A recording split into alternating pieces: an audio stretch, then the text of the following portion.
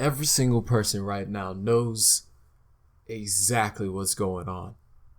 Some of us might try to ignore it. Some of us might try to push it away to our little corner so that we don't have to pay attention to it. But we know what's going on outside. We know exactly what's happening. In different countries, there's a lot of different things going on. You have corruption issues. Of course, we have the global pandemic of COVID. And in the United States, we have protests, riots, and an outpouring and an outcry because of racial issues that have been boiling and have been under the surface for so long. In the United States, there's been a war in the last year on, well, longer than that, but in the last year, there's been a war on two sides. We have the war that has raged on for generations upon generations upon generations, for hundreds and hundreds of years. The war of the social divide, the war of racism. We've had it forever. But in the year 2020, we have a brand new enemy. One that was supposed to bring everybody together. COVID. COVID gave us an opportunity to come together. But some people didn't want that. Some people wanted the divide to remain the same. And rather than COVID bringing us together, it forced the racial divide to get to the point of spilling over, to the point where it exploded over last weekend, to the point where so many people had no other option, had lost all hope, that they had no other choice but to cry out and to rage. I want to read to everybody an excerpt of one of Dr. Martin Luther King's speech. It's not the one that's famous. It's not the I Have a Dream speech that everybody loves to talk about, because that one is sweet. It gives hope. It makes you feel good. It makes you not want to have to pay attention to anything. But there's another one that he gave. It's called The Other America. And in the speech, and I'll start reading, it's on quote, he says, "Let me say, as I've always said, and I will always continue to say, that riots are socially destructive and self-defeating. I'm still convinced that nonviolence is the most potent weapon available to oppressed people in their struggle for freedom and justice. I feel that violence will only create more social problems than they will solve. That, in a real sense, is an impracticability for the Negro to even think of mounting a violent revolution in the United States. So I will continue to condemn riots and continue to say to my brothers and sisters that this is not the way, and continue to affirm that there is another way. But at the same time, it is as necessary for me to be as vigorous in condemning the conditions which cause persons to feel that they must engage in riotous activities as it is for me to condemn riots. I think America must see that riots do not develop out of thin air. Certain conditions continue to exist in our society which must be condemned as vigorously as we must condemn riots. But in the final analysis, a riot is the language of the unheard. And what is it that America has failed to hear? It has failed to hear that the plight of the Negro poor has worsened over the last few years. It has failed to hear that the promises of freedom and justice have not been met. And it has failed to hear that large segments of white society are more concerned about tranquility and the status quo than about justice, equality, and humanity. And so, in a real sense, our nation's summers of riots are caused by our nation's winters of delay. And as long as America postpones justice, we stand in the position of having these reoccurrences of violence and riots over and over again. Social justice and progress are the absolute guarantors of riot prevention. I think that says it best. I think that encapsulates everything that is happening right now.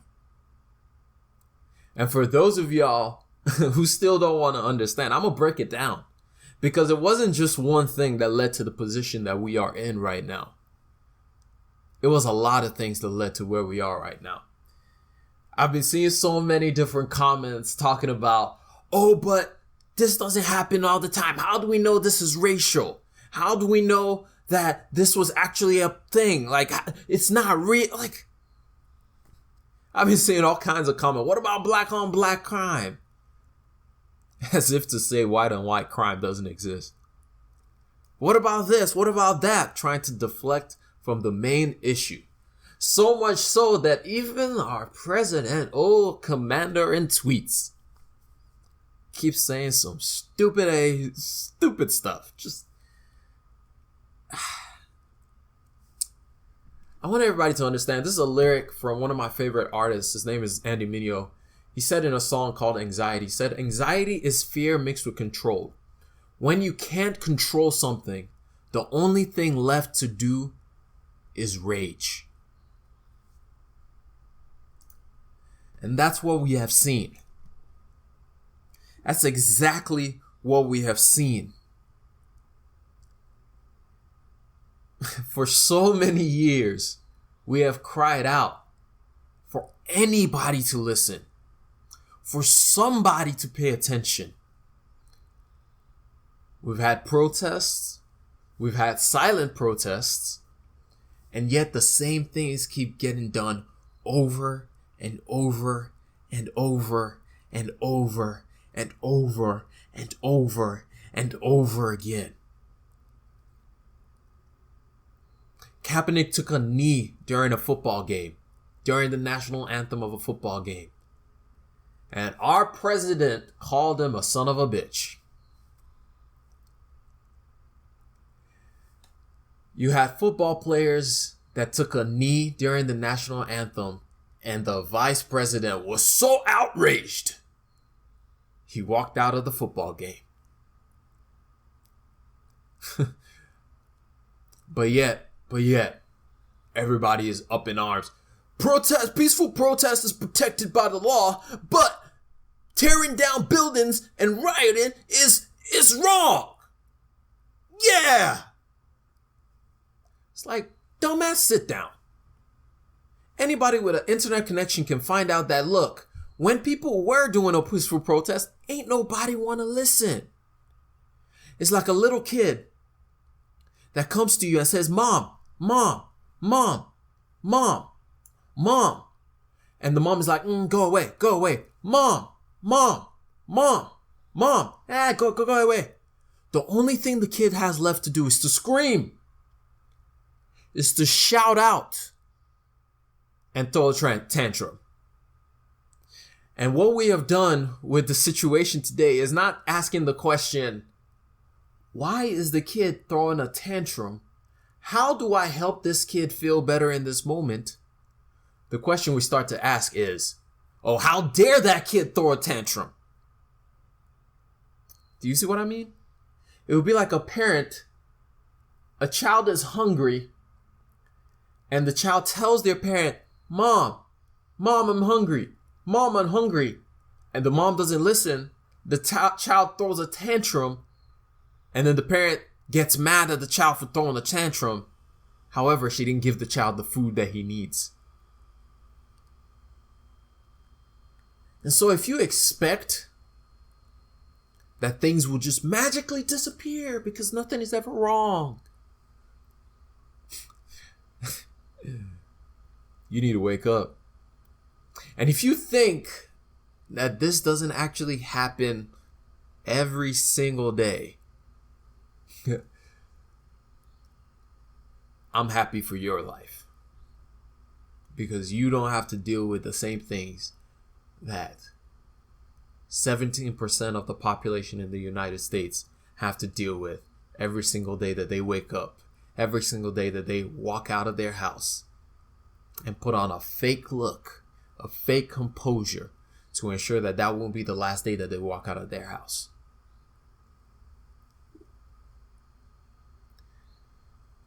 To help you understand how we got to the position that we got to today, first we got to understand that we do have a global pandemic called COVID.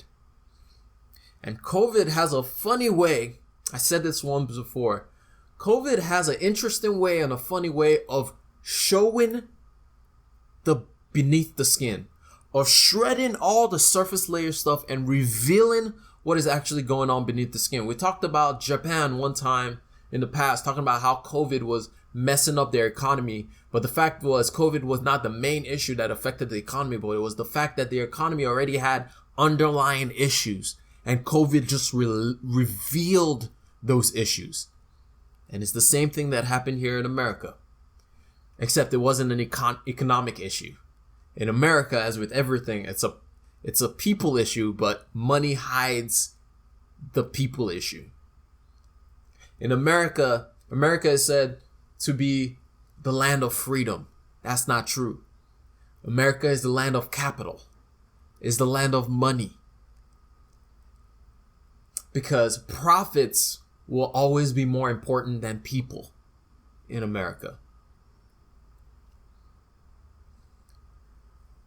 And to understand that, you look at the COVID situation, you look at the COVID crisis. What happened during COVID? In the African American community, there's a higher death rate of COVID than any other community.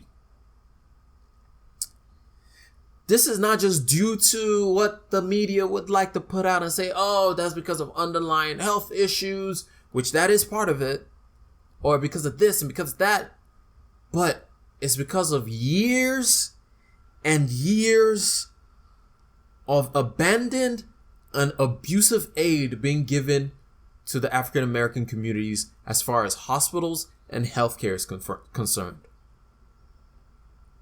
If you don't believe me, ask anyone in the black community who ever thinks about going to the hospital. They don't. Because they're like, oh, what are they going to tell me? Oh, you be okay, go home. So they don't go to the hospital because they just find it pointless.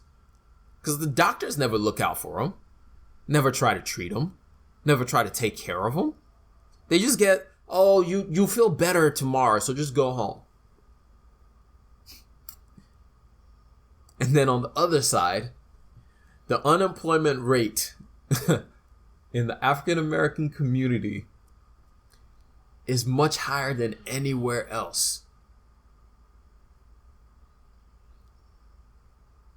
And then the rate of those who are deemed to be essential workers is higher in the black community than any other community. And so, during the COVID-19 crisis, you have people who are at home clapping.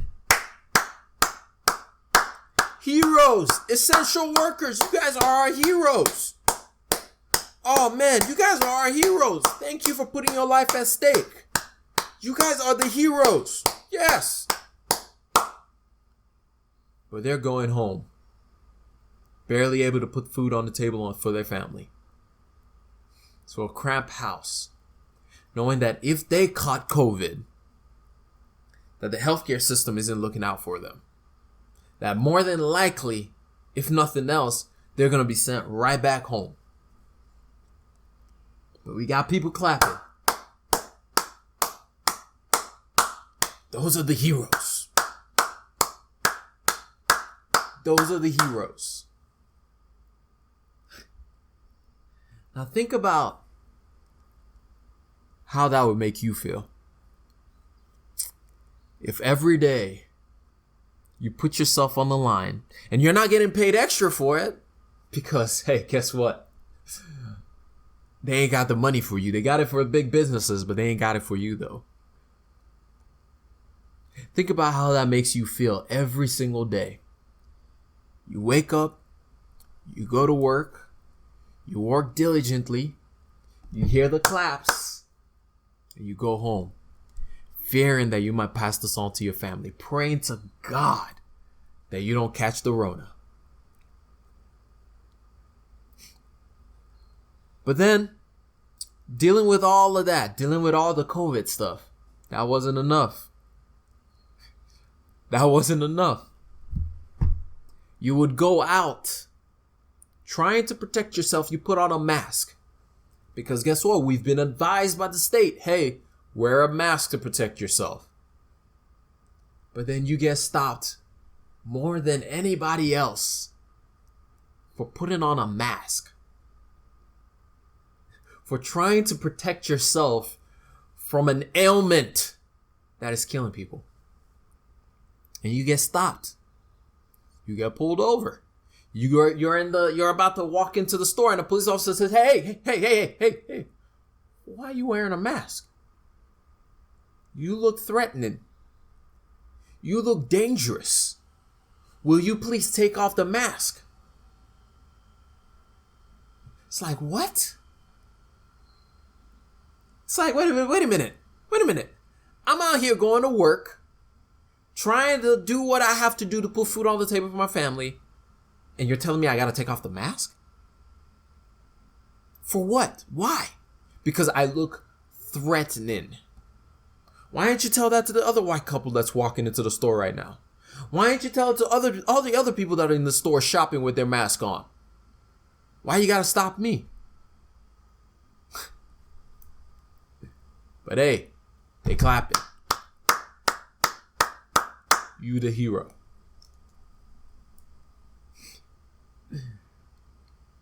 And if that wasn't enough, that black and brown people were 3 times as likely to be stopped by the police for wearing a mask and trying to protect themselves. Now, on top of all of that, we had Ahmaud Arbery. A man who was trying to take care of himself went for a run. Like most of us do. Like I do. Like my brother does. Like my friends do. You're tired of staying at home. You want to be healthy. So you go outside. You go for a run. Because everybody says, hey, take care of your mental state. Don't stay inside all day. You gotta exercise if you want to keep your mental state straight. You gotta go outside. And he goes for a run. And he gets killed. Why? Because he black. By 2 vigilante, whatever the heck they want to call themselves. And the worst part about that is it's not just that he was killed. It's the fact that it took over 70 days for anybody to be prosecuted for the case. And the fact that the only reason anybody was prosecuted for the case is because the story broke. I've talked about it before. I'm not going to rehash it again. Until the nation had to cry out, then the police did what they were supposed to do in the first place. But that wasn't enough. Oh, no, that wasn't enough. A young lady goes to work, comes home, goes to bed. The cops pull up to her house. She's had a hard day of work and she's an EMT. Pulls up to her house, shoots her in her home.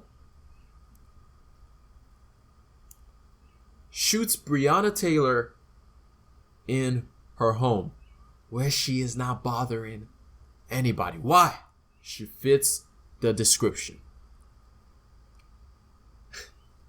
And what makes that even worse is the cops just left. They're like, oh, our bad, bye, and just dipped. And her boyfriend had to call 911 to get some more people in there. And then he got arrested.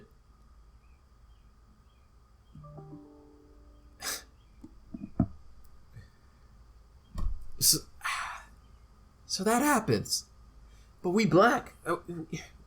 We can fight through it. You know, we'll deal with it. We can fight through it. We'll do what we have to do. We'll put up with it. We can keep fighting. We'll stand up again. We'll protest again. We'll get justice for Breonna. And not 2 weeks later, not 2 goddamn weeks later, you have George Floyd.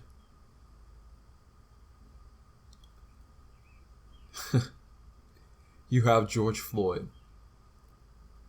with a police officer on his neck, 2 police officers on his leg, screaming, "I can't breathe. I can't breathe."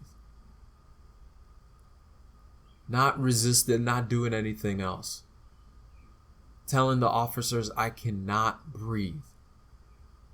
And starts crying out for his mom, his dead mom, to save him.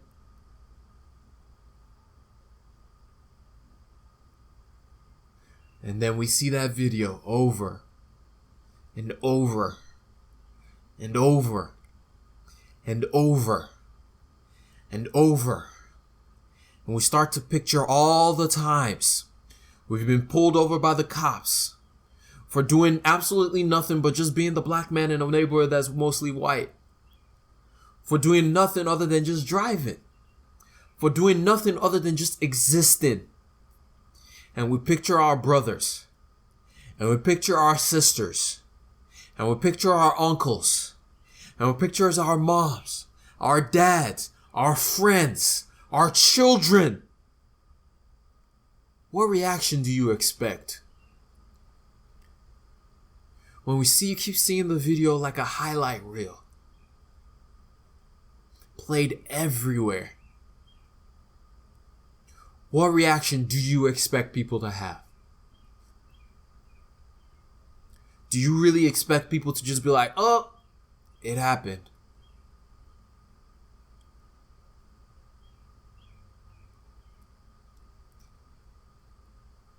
I need for everyone to hear me when I say this.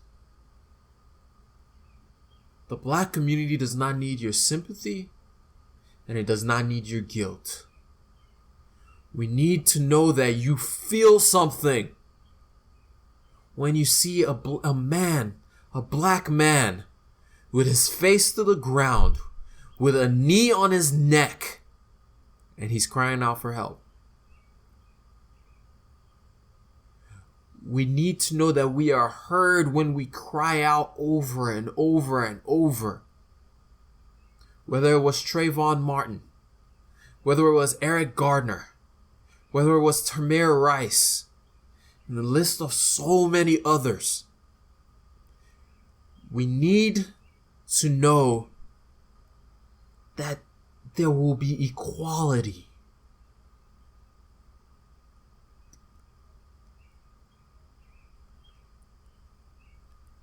So we don't need your sympathy. We don't need you feeling sorry for us. We've been strong. We'll stay strong. We don't need it. We don't need you being guilty about what your forefathers do. No, we don't care about that. The question is, what are you going to do?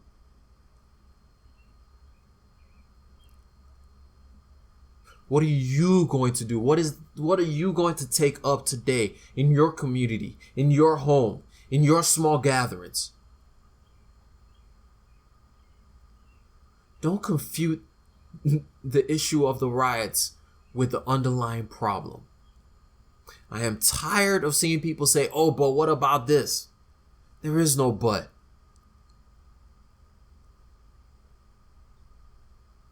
We need you to use your voice to speak out against these kind of issues.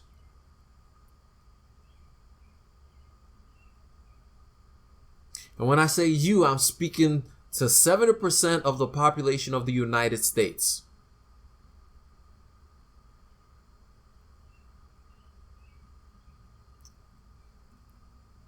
One thing I do fear is that this podcast might be an echo chamber, where I am just speaking to people that already think the way that I think, that already are trying to do what they can do. And I really fear it. Because there's a silent majority that may never do anything because they love, as Martin Luther King said, they love tranquility and status quo than about justice, equality, and humanity. So I fear that I'm just talking to myself. I fear even more so that when the protests stop, when the hashtag is no more, when we all go back to business as normal, everything will go back to normal.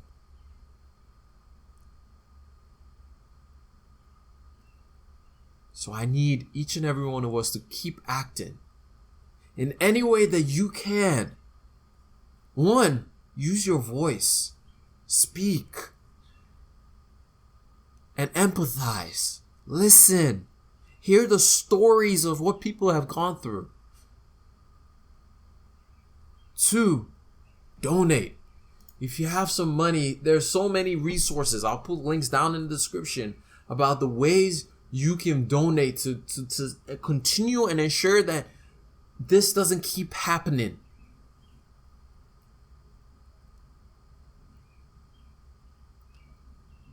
So I'll leave you with this.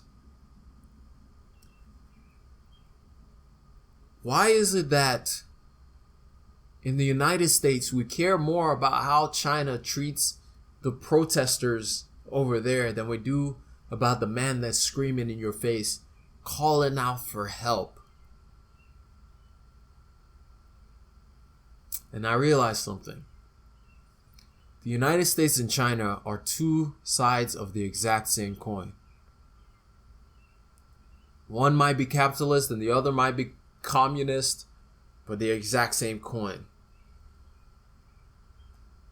If you can look at China and the way that they're handling Hong Kong protests, and look at the United States and the way they're handling all the protests going on here, if you don't see a correlation, if you don't see the very same thing, well, I can't help you. That's a hard issue at that point, and only God can help you there. And on another point, to all my Christians, if you don't feel something,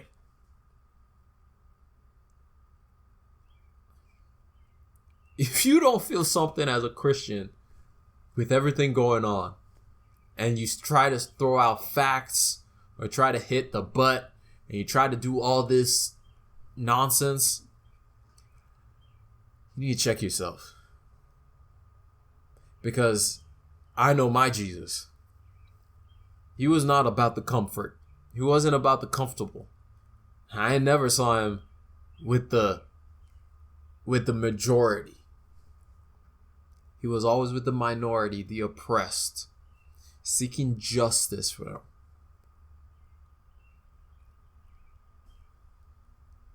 So act.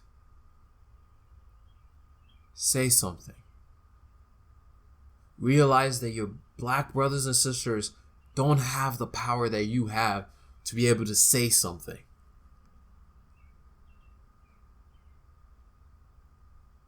And that's all I'm going to leave y'all with. God bless each and every single one of y'all. And I'm out. Peace.